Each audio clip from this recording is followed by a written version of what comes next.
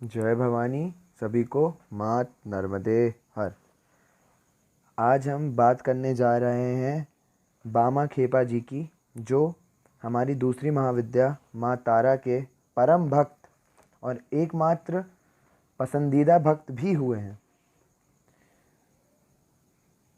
बामा खेपा जी एकमात्र उनके प्रिय शिष्य या पुत्र कहना ज़्यादा उचित रहेगा, पुत्र थे जिन्होंने माँ तारा के साक्षात्कार दर्शन किए।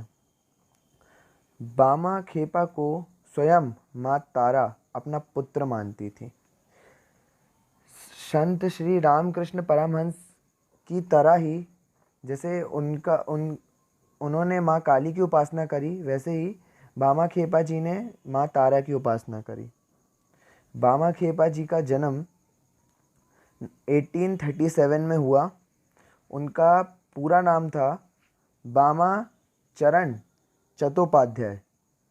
उनके पिताजी का नाम था शर्वानाथ चट्टोपाध्याय। उनके माताजी का नाम था राजकुमारी चट्टोपाध्याय।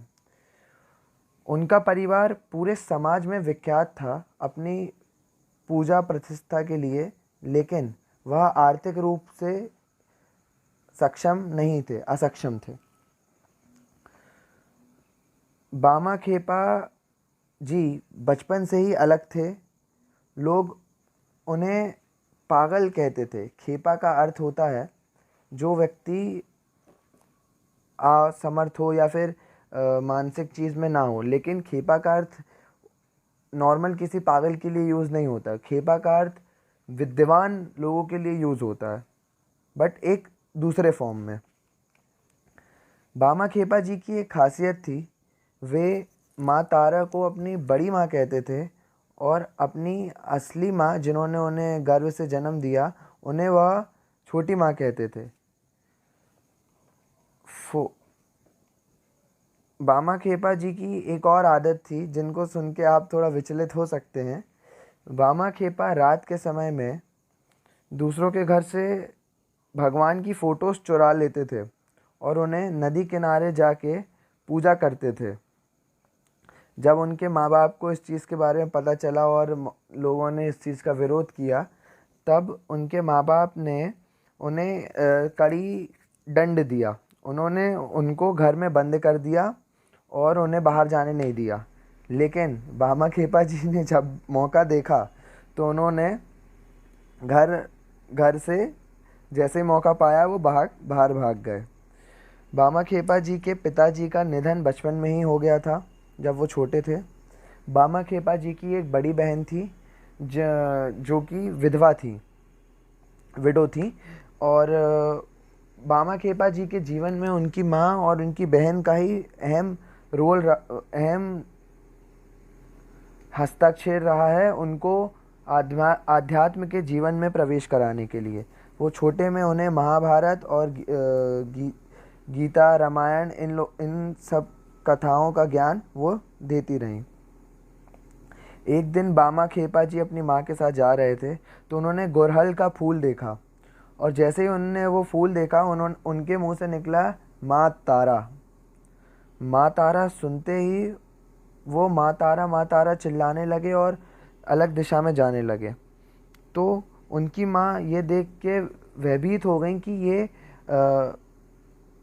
अनयूजुअल थिंग्स क्यों कर रहे हैं, मतलब वो अपना नॉर्मल बिहेवियर छोड़ के अजीब चीज़ें क्यों कर रहे हैं। तो ये छोटे छोटे कदमों के कारण ही, छोटे छोटे चीज़ों के कारण ही उनकी माँ को भी ये विश्वास होने लगा कि बामा अब अपनी मानसिक स्थिति से ठीक नहीं है। लेकिन माँ तारा को तो कुछ और ही मंजूर था। एक दिन भद्रा उपाध्याय शुक्ल पक्ष था, मंगलवार का दिन था। बामा शमशान के में बैठे हुए थे जलती चिता के बाजू में। तो उस दिन उन्होंने माँ तारा का साक्षात दर्शन किया। जैसे हमने हमारी पिछली वीडियो में बताया हुआ है, माँ तारा का उल्लेख, उनका वर्णन किया हुआ है, उसी रूप में बामा का भी है कि वो माँ बाघ की खाल पहने हुई हैं। वो एक चिता पर खड़ी हुई हैं और अपने रौद्र रूप में है, और बामा को उन्होंने गले लगा लिया तो जैसे ही उन्होंने बामा को गले लगाया, बामा खेपा जी 3 दिन के लिए उसी अवस्था में वहाँ पे उन्होंने अपने होश खो दिए। और 3 दिन बाद जब उन्हें होश आया, तब वे माँ माँ चिल्लाते हुए पूरे जगहों पे घूमने लगे और चिल्लाने लगे, माँ माँ माँ।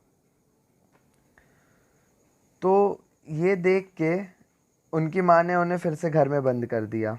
और फिर थोड़े जैसे ही उन्हें मौका मिला, वो घर से भागे और उन्होंने द्वारका नदी का तट पार किया और तारापीठ, सिद्ध तारापीठ जो माँ तारा का स्थान है, वहाँ तक की यात्रा पैदल शुरू कर दी। बामा खेपा जी के जो गुरु हुए, उन्होंने उनके बारे में काफ़ी सुना हुआ था।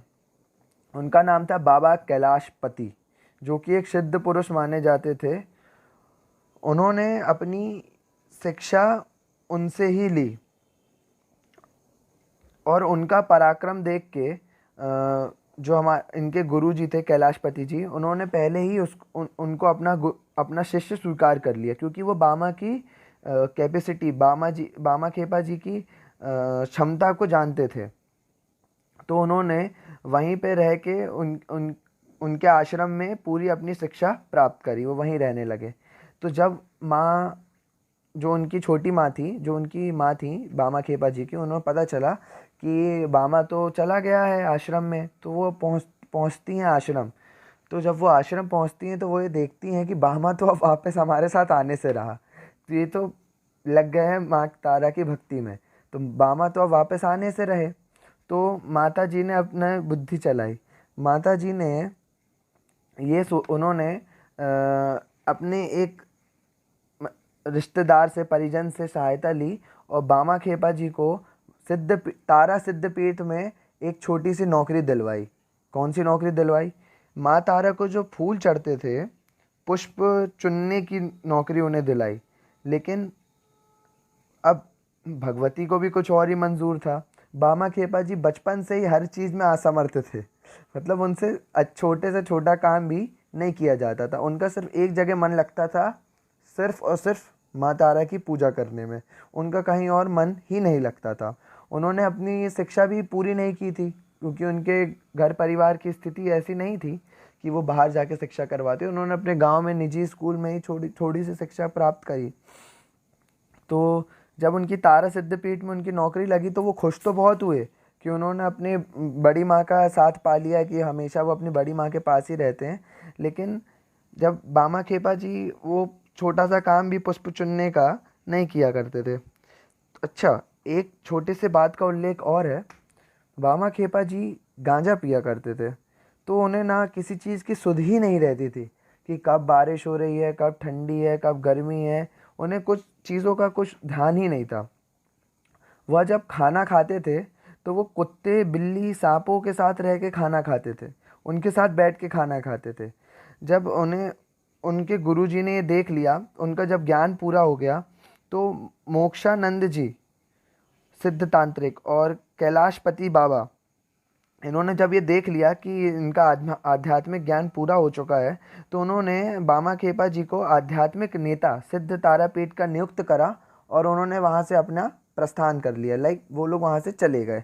तो अब उन्होंने पूरा भार सौंप दिया था बामा खेपा जी को। लेकिन बामा खेपा जी को इसका 1% भी मन में लालसा नहीं हुई, ना ही उनको इस चीज़ का घमंड आया कुछ, क्योंकि उन्होंने ये सब मोह माया से परे थे। तो वहाँ की रानी हुआ करती थी, उन्होंने बामा खेपा को उस तारा सिद्धपीठ का मुख्य पुजारी बना दिया। तो उनको ये चीज़ अच्छी लगी कि अब बामा खेपा खुश हो गए कि हम पूजा करेंगे, उनको यही तो चाहिए था। तो अब बामा खेपा जी की पूजा करने की विधि भी बहुत अलग थी। कभी कभी तो वो सुबह 4 बजे से उठ के पूजा करते, तो कभी कभी तो वो दिन दिन भर पूजा ही नहीं करते। कभी कभी वो रात रात भर पूजा करते, कभी कभी वो दिन में उनके दर्शन ही नहीं होते। तो उनकी विधि पूजा करने की काफ़ी अलग थी। वो बाकी पंडितों से काफ़ी अलग थे। ये चीज़ें बाकी पंडितों को रास नहीं आती थी, तो वो बामा खेपा जी से घृणा रखते थे। तो अब जैसे कोई भक्त ने प्रसाद लाया, तो बामा खेपा जी प्रसाद को पहले ही चख लेते थे और फिर माँ को झूठे प्रसाद खिलाते थे। तो वो ये उनका तर्क ये था कि मैं माँ को कोई भी चीज़ चख के खिलाऊं कि माँ ये तुम्हारे लायक है भी कि नहीं। भामा खेपा जी कभी कभार माँ को फूल तक नहीं चढ़ाते थे, माला भी नहीं चढ़ाते थे, वो खुद ही माला पहन के बैठे रहते थे।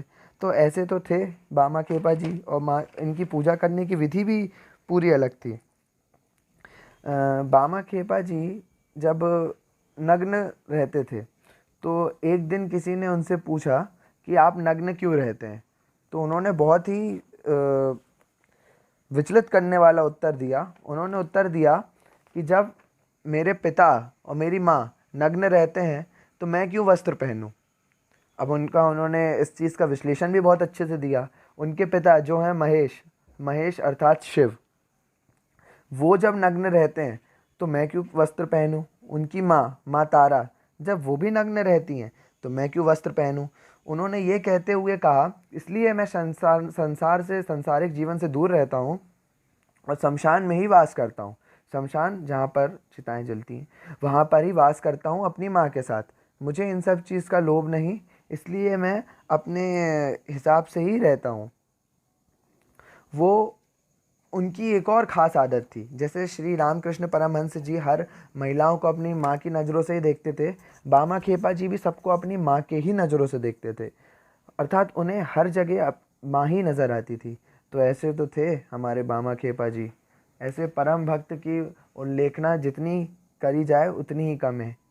अभी तो मैंने आपको सिर्फ एक छोटा सा पार्ट बताया है प्रभु का, अभी नेक्स्ट पार्ट में मैं उनका और उल्लेख लाऊंगा। ठीक। जय श्री तारा पीठ नर्मदे हर।